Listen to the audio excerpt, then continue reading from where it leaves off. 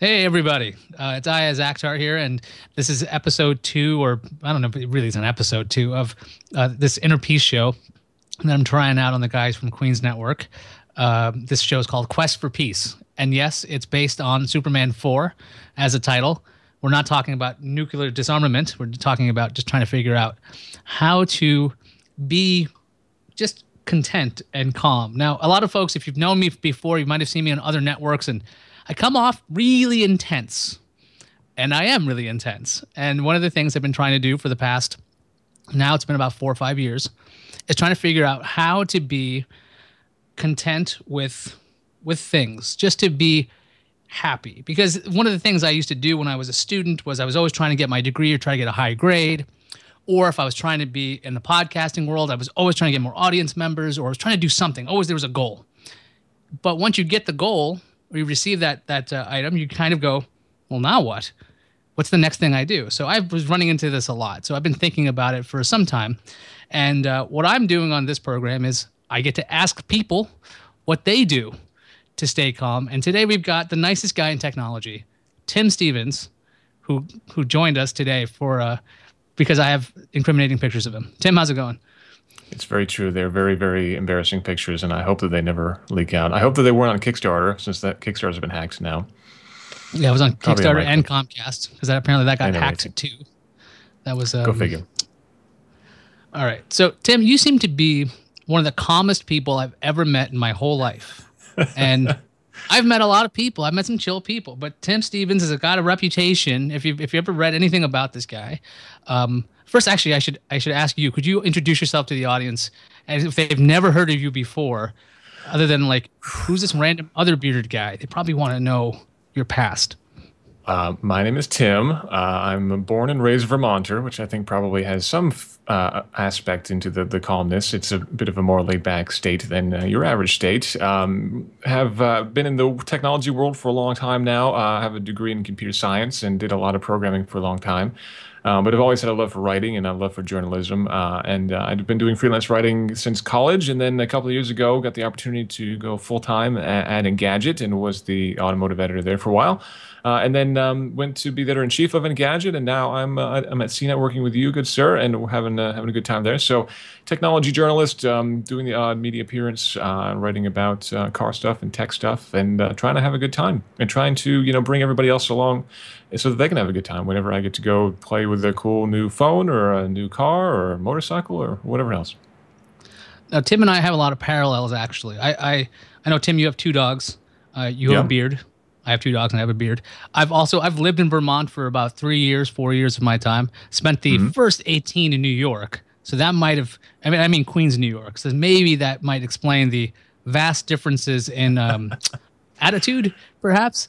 But we got to talking a while ago. How is it that you are just so incredibly calm? Do you meditate? Do you? I don't know. You're like a duck and everything's like water to you. It just goes off your back. How do you exactly come off that calm? It's fascinating to me. Well, I think perspective is the most important thing, and it's important to be able to put everything in its context and see how everything really relates to you and basically how that's going to impact you. But of course, that's not necessarily an easy thing to develop or to have. But yeah, I'd say probably the strongest force there has definitely been meditation. I've been meditating since I can't even remember, but my dad, when I was a kid, used to have these like self-help meditation tapes that he would listen to all the time. And for whatever reason, they kind of fascinated me as a kid. And I'm talking like, 10 years old. So I used to listen to them too. And it just sort of developed this concept of meditation for me. And so as a kid, I would do it on and off. And then when we moved actually from Vermont to New York, that was a pretty traumatizing experience for me in high school, going from a tiny little school with people who I'd grown up with to this massive school full of people who, I didn't know and were very hostile to me. So at that point, meditation definitely helped a lot because I was, again, able to kind of put myself at peace and see what was going on and have a little bit better perspective about things. And on and off, meditation has been a huge help for me for sure. That's probably the biggest thing that helps me to get perspective. And I really think the perspective is the key here. Yeah, I think you're definitely right when it comes to perspective. It seems like when frustrations happen in the course of a day, they seem to be the biggest worst thing in the world. And then you realize, no, it's not that bad a thing. that I always like to think of it as like stubbing your toe. Like it might Yeah. feel really painful right then and there, but in the big span of life, it's this small event that just doesn't seem to give that much energy. One of the things that people always thought about me is that they thought I hated everything. And I told them, no, that's just not true because that takes a lot of energy. I don't have that kind of energy to hate because that just, got to be like really raging against, like, oh, I don't like this Batman toy, so I want to get angry at it. But that's like a waste of time. So you've gotten perspective. How do you deal with frustration? I mean, I'm sure there are times where you're writing one of your Hmm. one of your articles, let's say a tech retrospect, or you're writing something about a Corvette. By the way, Hmm. super jealous that you got to drive the new vet. Um, Thanks. what do you do when you reach that frustration point? Uh, I get it. I guess it depends on what's going on. I mean, there are minor points of frustration, like you mentioned, like stubbing your toe, and there are cases where being frustrated is a little bit helpful. You can use that as a bit of motivation. If I screw up, I might get frustrated at myself if it's something within my control, so that the next time, if I get in that situation, I might do a better job. Like I was actually just out racing a little while ago, and I made plenty of mistakes, and I got frustrated at myself. But being frustrated at yourself and using that as motivation to do better is different from being frustrated at yourself and then using that as kind of like a steamroller thing where it just gets bigger and bigger. You get more frustrated, you keep making more mistakes, and I guess again it comes back to perspective of knowing. Where do you draw the line? Where do you step away from that frustration? And where do you basically see this is not productive, this is not healthy, this is not really doing me any good? So therefore, I need to come at it from a different angle, or I need to change my perspective on this issue that's bothering me. And I hate to be talking in kind of broad, vague terms, but ultimately, we're talking about kind of general terms and general problems in general. Like, imagine you're driving home and you're late and somebody cuts you off and then you get mad. So then you might cut off somebody else. And it's one of those things that, that frustration isn't really helping you. And if anything, it's contagious because now everybody else around you is frustrated because you're driving like a jerk. But if you slow down and if you let that guy in front of you, instead of forcing him to cut you off to get to that exit, now you're much more relaxed. That guy is more relaxed because he was able to merge without problem. And overall, everybody's happier because you're not really adding to the frustration of the situation in general. And I think that's an important thing. I definitely heard that example before, that it's just basically this snowball effect, or more like, I guess, a ripple, that when one person's angry and the next person gets hit and the next person gets hit, there's going to be this chain of events that's going to cause a lot of frustration for other people. And that one moment of being nice could actually change things for lots of people. I was just reading something, like, I don't know if it was on Twitter or something silly, but it was like, just say thank you to the bus driver when you leave. It actually makes a difference. It just, when it comes to this, for me, like, it takes me a while to realize, okay, wait a minute, you've gone too far down. Like, this, I'm frustrated Mm. with something going on, and it's like it starts eating at me, and then my idea is, you know what, it's not that big a deal, but it just stays there. How do you stop this item from staying in your brain and eating at you? Because that seems to be the thing that undercuts me most. Is it just sits and then it'll wait, and then one day it'll just come back. It doesn't seem like it goes away. Yeah, it's tough, and again, it depends on the situation. If it's a work-related thing, then it's one thing. If it's a personal issue, if it's somebody you love who's done something hurtful to you or something like that, there's no one solution. But ultimately, for me, I guess the important thing is to try to quantify this stuff as much as possible, which isn't always possible. But whether it be if it's a big huge task at work and I'm frustrated at myself because it's not going as I want it to go, then I might just break that up into smaller tasks and write them down and kind of figure out exactly how I need to get at this. But in general, I think the act of simply writing something down, whether it be a personal problem or a work problem or anything like that, if you have it stored somewhere, if you can kind of get it out of your head, if you can kind of break out of that cycle of keep tripping over it again, like you mentioned, I think that can be very helpful. I mean, obviously that's a kind of a key productivity thing where you're making lists of things to do, but it also applies to just general frustrations. And if you can, come up with an external storage space, I guess, for these sorts of things and get them off of your mind and out of your head, I think that if anything, that'll help to give you a bit of a broader perspective on those things and maybe come up with a better solution for them so that you can actually either fix the things that you can, or the other important part is, addressing and acknowledging those things that you can't fix. And then at that point, it becomes a challenge of simply moving on. And, that's not an easy thing to do. Yeah, that's why I used to have giant whiteboards up everywhere. I'd grab a pen, I mean a dry erase marker, and just write Hmm. out whatever my brain was just fixated on, try to come up with solutions and quantifying it and saying, okay, if I believe A to be true and that's making me feel bad, maybe A is not true. Prove it wrong. Just basically doing logic proofs, that kind of thing. And it Yeah, usually yeah. works. But Hmm. like it's such an interesting idea to hear that when you get it out of your head and you actually have to, I wouldn't say vocalize it, but if you have to write it down and make it concrete, that does make the thing seem a lot smaller because It why are you does. upset? Because of this. And you start to train yourself that I don't need to think about this anymore because I've already got it on my to-do list, or I've already got it written down, or I've already got it at this place where I know that I'm not going to forget about it. So I don't need to keep coming back to it. I don't need to keep dwelling on it because, that is in some way scheduled or in some way noted that I'm going to come back to it. So therefore, I don't need to worry about that now.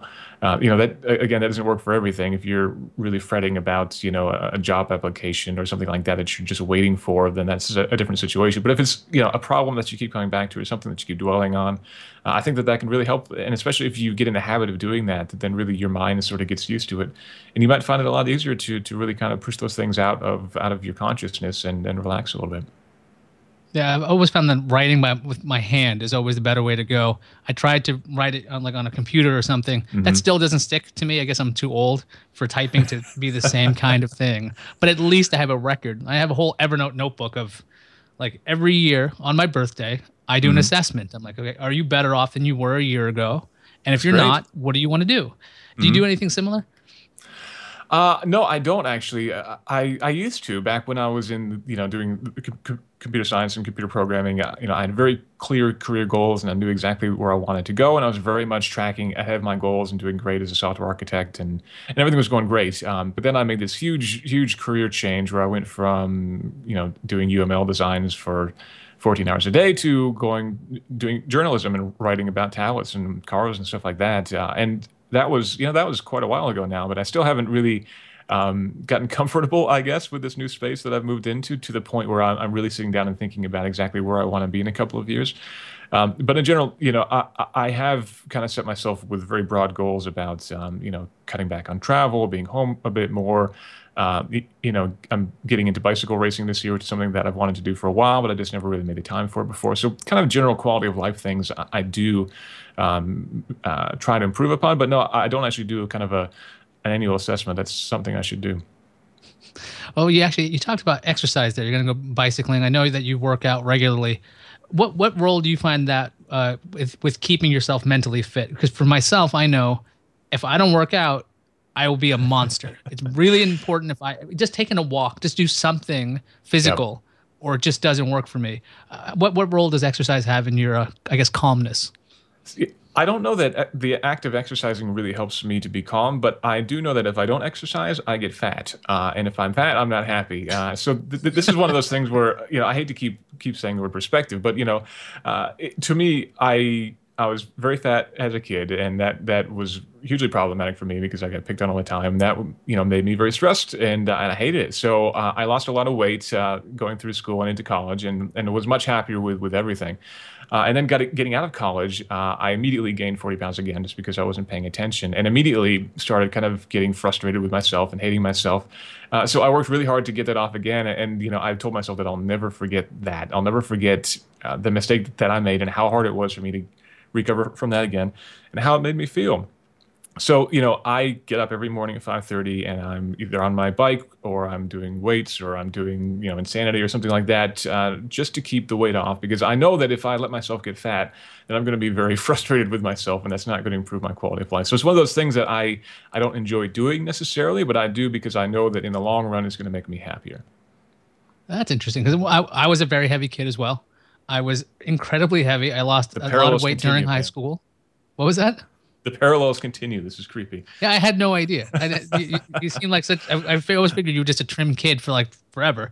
But Mm-mm. yeah, I was a really heavy kid, and I had a blood test when I was like 13. They're like, "Well, your cholesterol is 238. Like 240 is like a heart attack, so Yeah, you wow. might want to do something about that." So Hmm. I started exercising a lot. And I lost some weight in high school, and obviously I'm growing up at the same time. So you're just kind of your weight's going every which way because you're getting taller. Yeah. Hmm. And then in college, I dropped weight because I was in Boston, so I walked everywhere. But in law school, when I went to law school, I gained a lot of weight because it's a lot of reading and Yeah. all the a lot of the reading is you're sitting there, you're just kind of snacking, and it Hmm. just causes this weight gain. How the heck are you, when you were a software guy, how did you not manage to continue to gain weight? Because that seems like, I know when I work on websites, because I do that regularly, Hmm. I just end up snacking and I just have to like not do that. How do you not do that? Yeah, my problem was when I got out of school, I graduated kind of at the tail end of the dot-com boom. So I got a consulting job where I was traveling all over the place. And so that meant eating at restaurants all the time. And it meant working 18 to 20-hour days, which meant, there was no time for fitness. There was no time, I was staying in hotels, so I didn't even have a scale. So I really had it was one of those things where after a year I'd gained 40 pounds and I had really no idea.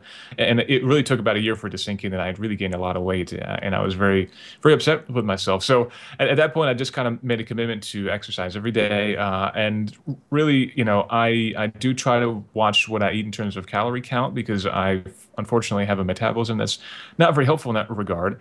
But, I know how much exercise that I need to do to burn off enough calories so that I can eat decently and not gain weight. But really for me, it's just a matter of doing enough hard exercise to burn off the stuff so that I can kind of relax and enjoy the foods that I want to enjoy. Yeah, I know I'm harping a lot on exercise for a peace show, and there's a reason why. I was reading a book called "Rewire Your Brain" by Hmm. Dr. John Arden, and one of the biggest things this guy sticks to is this idea of exercise, and basically its chemical effect on your brain because it is going to make you relax a little bit. Not only that, because you'll be able to physically do things that you wouldn't be able to. You usually feel better about that. I have a young son, and I want to be able to chase him around. So if I am that big fat dad who's sitting in a corner chair and I'm not like, oh yeah, kid, do whatever you're doing. That just isn't the same kind of experience as being able to do things like pick up your kid or run after him. So it's all kind of tied together for me, particularly, uh, pretty hard because my dad, and this is an odd part of the show because I could actually talk about me, Hmm. is that my dad died at the age of 53 and he had a heart attack and there was a second heart attack. He wasn't Hmm. really around much when I was growing up because he was working so hard. And I wanted to avoid that very much so because I'm like, okay, what's going to make me happy? Don't do what my dad did. Be Yeah. around, be able to chase around my kid and also do what I can.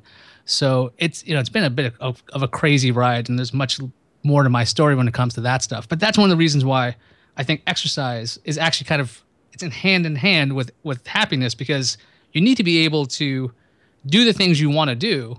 I mean, unless you just want to sit around and that's your goal of happiness. But uh, do you have a definition of happiness for yourself? Like, what makes you content? Oh, that's a tough one. I don't know that I have one good definition of happiness, but I think, for me, happiness would be the absence of worry or the absence of doubt or the absence of frustration. So a lot of things that I do are very much with that in mind. I recently became a vegetarian, not because of this, this health concerns or anything like that, but just because I found myself, for whatever reason, you know, the idea of killing animals and eating them was really bothering me, which is weird because when I grew up in Vermont, my grandfather had a cattle ranch and I was there all the time. And, I used to help him load up the cattle to go off to auction. And I knew exactly where they were going and what they were headed for. And, I used to chase around the chickens and so that their heads could get cut off. As a kid, that never bothered me. But getting older, it sort of did to the point where if I was eating a cheeseburger or eating something like that, it wasn't like I was dwelling on the fact that this came from an adorable cow that was standing in a field a couple of months ago. But it was the kind of thing that was sort of just tickling in the back of my mind. So I made that decision just because, I didn't really want that bit of doubt in my mind.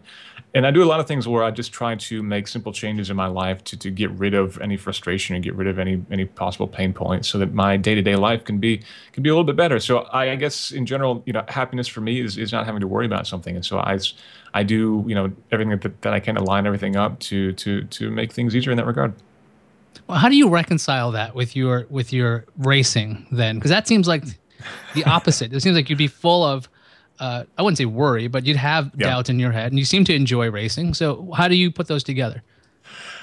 It's interesting, if you get into a lot of sports and if you start to get pretty serious about them, a lot of athletes talk about being in the zone, and you can definitely get that way in a car race where you are very, very aware of the present situation and you're very mindful of the present situation, but you're not really, you're not necessarily worried about the present situation. You're simply kind of falling back on your instinct and your training and everything else and all the experience that you've gained. And it actually is a very sort of peaceful state to get into. Now, obviously, if I screw up and I run into a snowbank or something like that, then that pretty quickly kicks me out of that state of mind.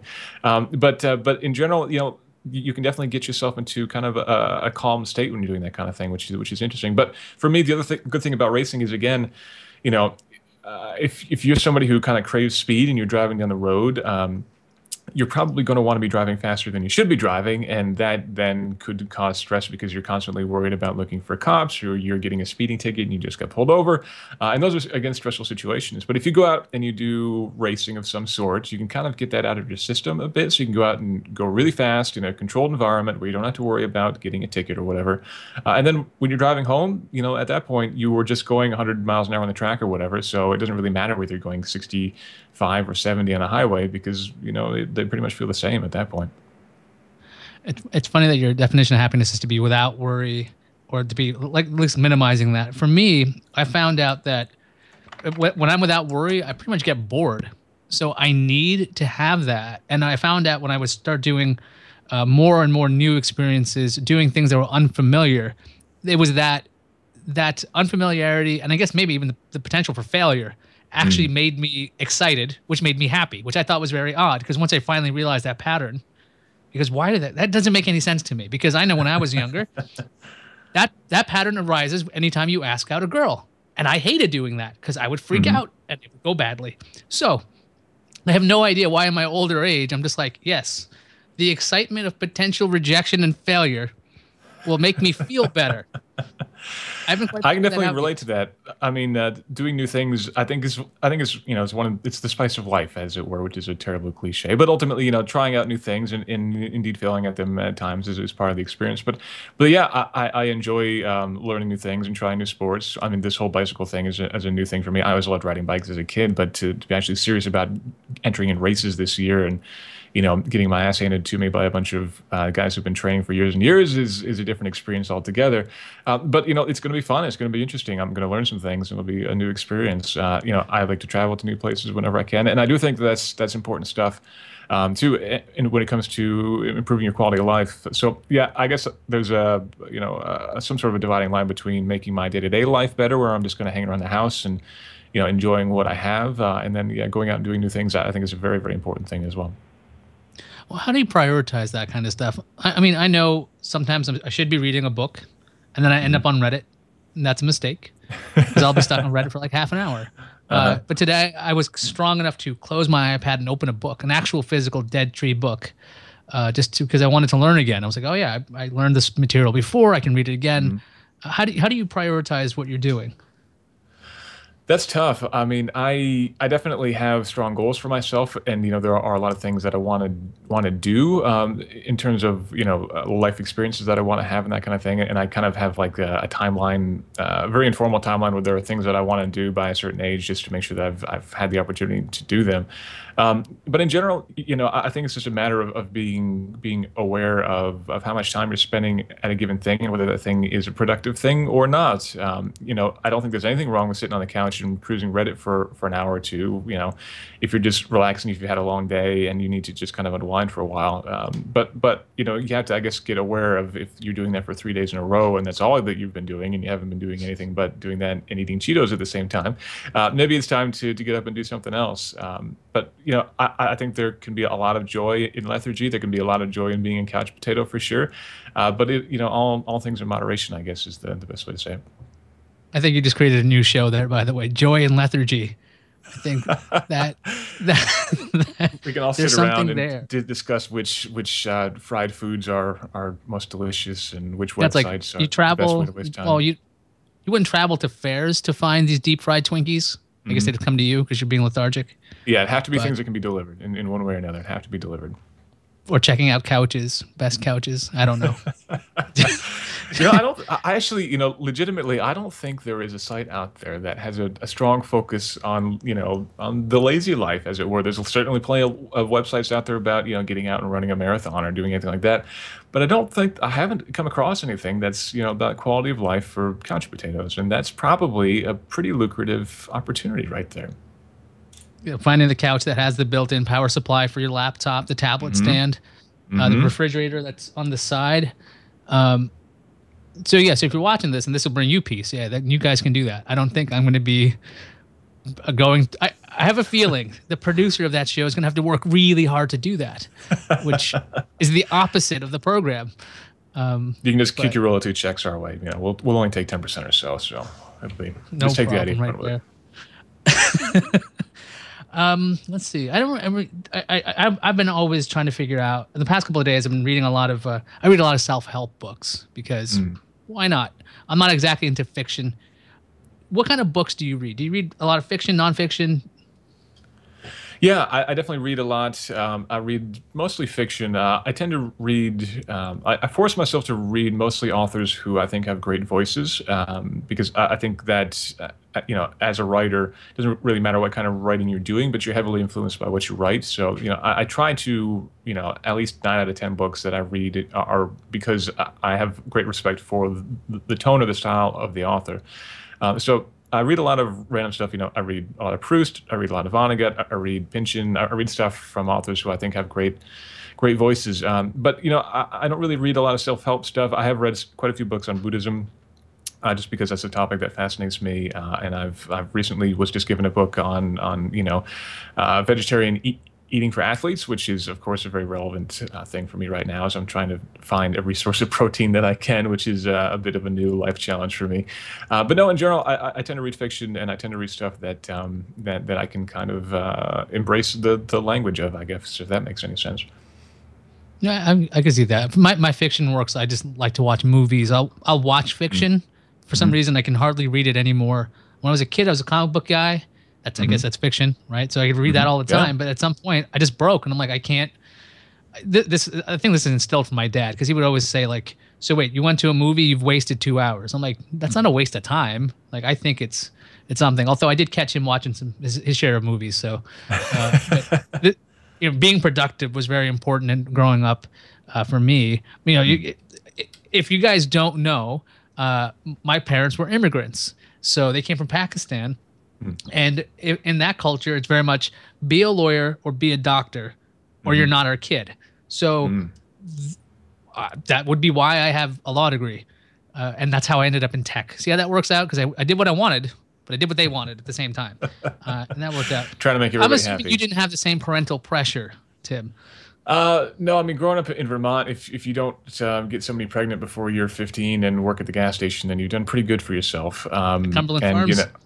yeah, no, I don't know that we had too many combis, but a lot of local gas stations and that sort of thing. Where I have friends who are have great families and they're very happy doing that. So I don't mean to be in any way disparaging, but that was something that I was pretty much sprung out of. At a pretty young age when we moved to New York, and suddenly it was this massive school where pretty much everything was open to me, every career path that I could imagine. And I'd always had a love for computers, and I always have a love for writing. And I tried to find some way of kind of merging the two together. But no, I mean, I'm very lucky. My mother's very happy with how I've turned out, as it were. I don't know that they had any specific directive in mind for me, just to not be a total failure. And I think I've done okay in that regard. So, but no, I didn't really have that much pressure. My parents were always very supportive of pretty much anything that I wanted to do, which was great. That's really helpful, and because I think the way I was raised is influenced the way I'm raising my son is because I don't. He likes My Little Ponies, that television show. He's three and a Hmm. half. Hmm. I don't quite like it. I know there's a bunch of people who do like this program. Grown men love this program, and I can't judge and just be like, okay, look, if you like this show, you like this show. But I know my folks would probably, raise an eyebrow of like, why is this young boy watching this effectively very girly show? It's like, who cares? It's just a Yeah, show. It's I colorful. I used to play Barbies with my sister, and I think I turned out okay. So yeah, I don't think there's any reason to be concerned there. But if anything, that's kind of given you a very valuable perspective of what that form of parenting can do to a kid, and so now you've got a great perspective, and you can be a little bit perhaps more understanding with your son, which is great, and hopefully encourage them to follow their dreams. But I can't imagine the challenge of walking that very fine line between encouraging and motivating your kid and kind of being a little bit too overbearing and a little bit too domineering. That's a fine line and a big challenge. So I salute you, sir. parenting is definitely a challenge because you want to be friendly, you want to be able to explain something, but when they learn the magic word why, you you just no longer want to use reason. You want to just put an end to it, and that is because I why said so. becomes the answer. Exactly, because you're just like, okay, I'm finished talking to you, little human being. I need to continue to exist right now. But that's actually another. I'm gonna just a lot more about my dad. He would always take my questions seriously, no matter how dumb they were. I asked him one day when I was about like 13. I didn't really mean anything negative by this, but I did ask him. He was about the age of 40 something. I go, Dad, what's it like to be old? And he looked at me. He goes, it's not bad. There's a lot of responsibilities, and he explained what it is to be an adult. And I was just kind of like, great. My older brother took this as an insult, apparently. He's like, why are you asking Dad that question? I'm like, because I want to know. Wow. It's like, what difference does it make? Why are you even interjecting? It's because he didn't think that was respectful. I didn't think of it as a negative. I just really wanted to know. And that's something I think is really important. If you look at every question as if it's legitimate. So like if you get a weird question, I'm sure Tim, you've probably had to deal with a lot of bizarre interactions over the years. Hmm. How do you not get thrown for a loop? Uh, well, I think it's definitely difficult, but I think the most important thing is to try to find out from what direction the question is coming from. What sort of background does this person have that they're asking this question? What angle are they coming at you from? What are they trying to get out of you?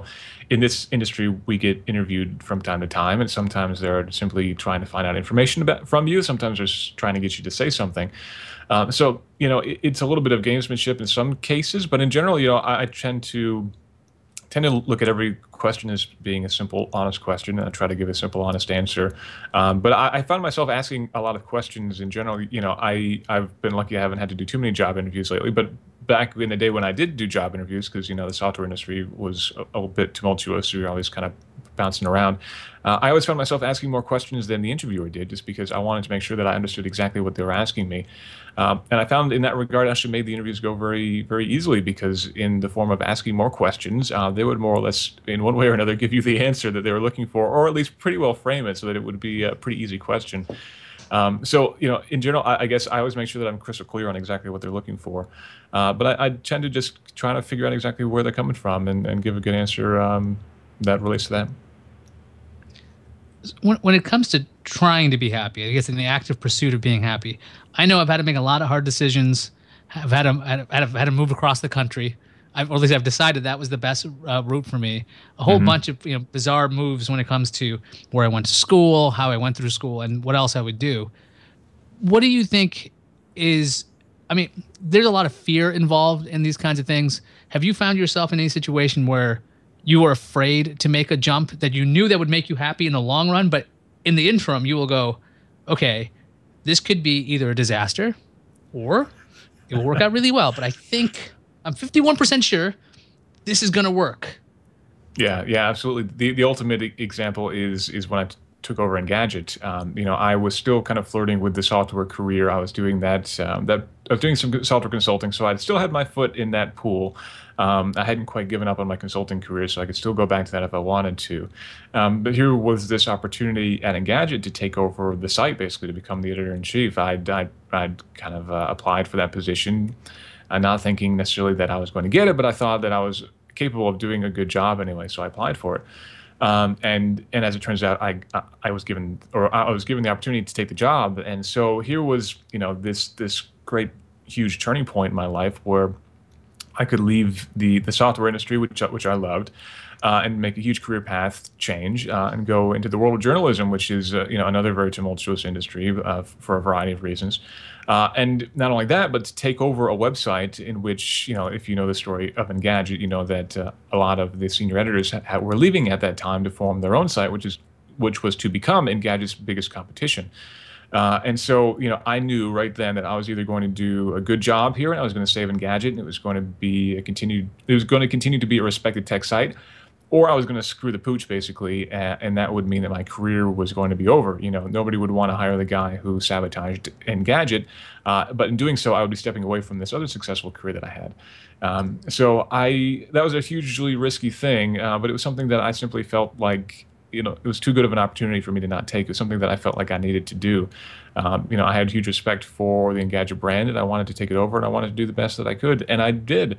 You know, the question of happiness, though, that's what gives me a bit of pause, because for the next 2.5 years, I would be pretty much raking myself over the coals every day to do everything I could to make sure that the site stayed healthy, which was not an easy thing.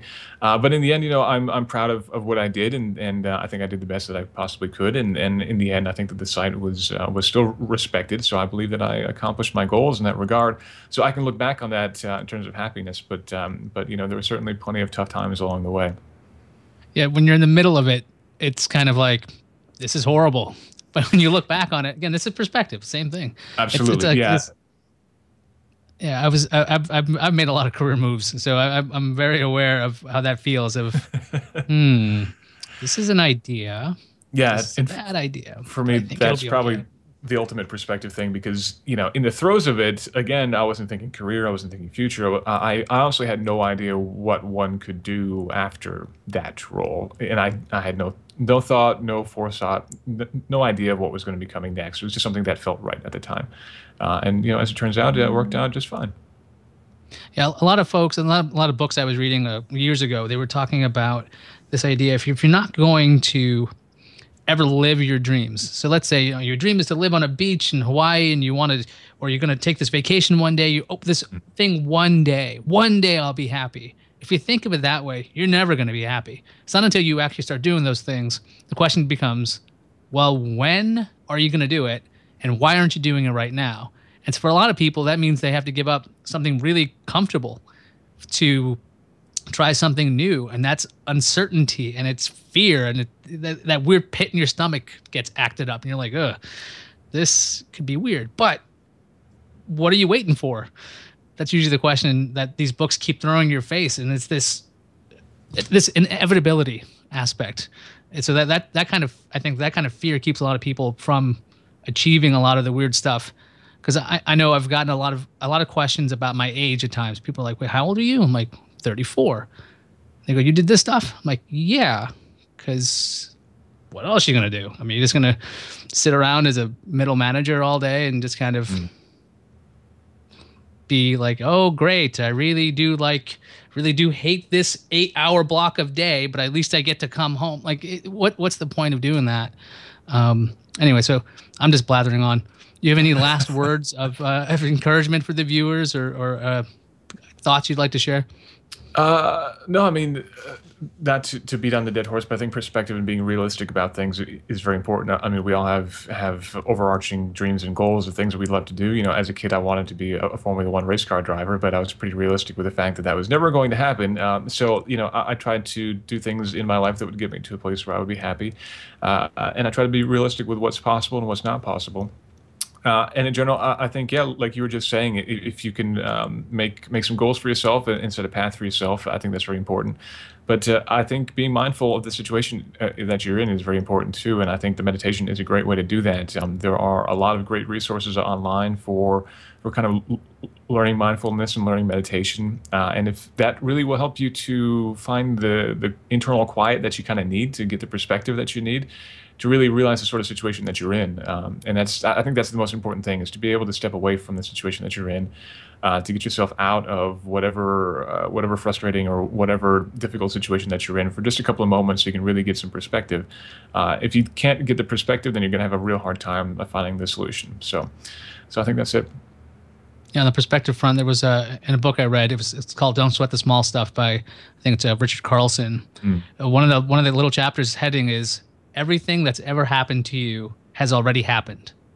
And that statement kind of took me aback, because, yeah, you know, you might have had a bad hour that's just happened, or a bad experience, you know, a year ago. But that's all already gone.